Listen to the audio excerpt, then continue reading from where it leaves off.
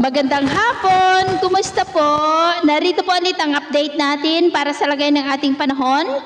Ngayong hapon po ng August 24, 2023 na kung saan sa ngayon ay patuloy pa rin natin na binabantayan ang dalawang bagyo na nasa loob at labas ng ating area of responsibility na patuloy po ang mapaglakas. Ang nandito po sa loob ng ating area of responsibility na may local name na Bagyong Goring ay nasa tropical storm category na po at taglay na ang lakas ng hangin na umaabot po sa 85 kilometers per hour habang nasa layo po ngayon ng 278 kilometer east ng Basco, Batanes na kumikilos po yan pa north-northwestward. Pero posibleng bukas ay mag-iiba na po ang direksyon nito at kikilos na pasubsob, pababa, gaya po ng inyong nakikita, na banta po dito sa malaking bahagi ng extreme northern Luzon at northern Luzon, lalo na po dito sa may Cagayan at Isabela, at posible rin yan na maging super typhoon ngayong weekend with an intensity peak of 220 kilometers per hour.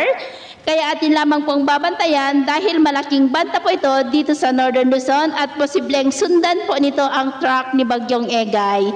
Pero posible pa na magbago ang forecast na ito, kaya patuloy lamang po natin nababantayan ang development ng bagyo, lalo na at nandyan pa rin sa karagatan. At ang bagyo naman na nasa labas ng ating area of responsibility ay kumikilos po pataas at posible ulit na may panibagong potensyal na mabubuo na sama ng panahon ngayong weekend na mas lalapit dito sa ating area of responsibility na siya pong patuloy pa rin na magpapalakas ng habagat. At ito naman po pinapakita ng forecast model natin pong ginagamit hanggang sa susunod na 2 linggo.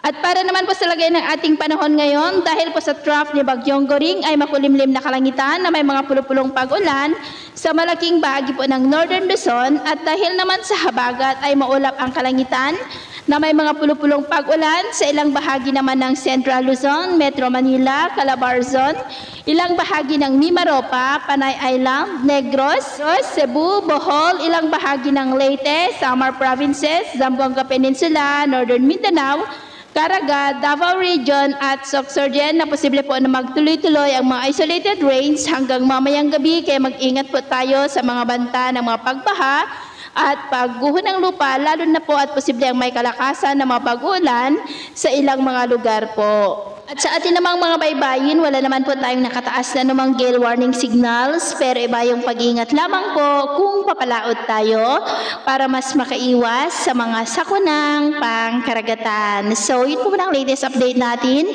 sa araw na ito. At ako po muli si James na nagsasabing, sa kahit anong pagsubok po na darating sa ating buhay, huwag po tayong mawawalan ng pag-asa. Thank you and God bless!